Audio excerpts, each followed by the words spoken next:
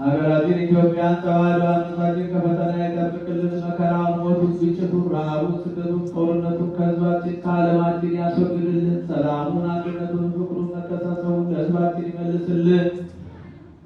በሰማዕትነት ያረፉትን ወገኖቻችን ሁሉ በመንግስቱ ያሳርፍልን።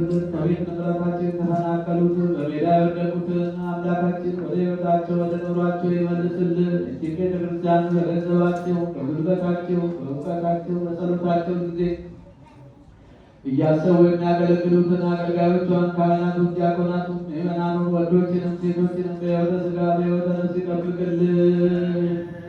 በዛሬው ዕለት ሀብተ ወልድና ስመ ክርስትናን ያገኘችውን ሕፃን ወለተ አማኑኤልን በሃይማኖቱ በክብር በጸጋ በእውቀት በሞገስ ያሳድግልን። ቤተሰቡን ሁሉ ይጠብቅልን። ሀብተ ሥላሴን በሽታውን ደዌውን ሁሉ አስወግዶ ለምስጋና ያብቃልን። በቸርነቱ ይማርልን።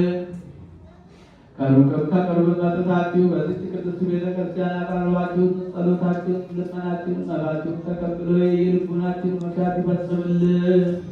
ጾማችንን ጾመ ድነት ያድርግልን። ለበዓለ ጾም በሰላም ያስፈጽመን።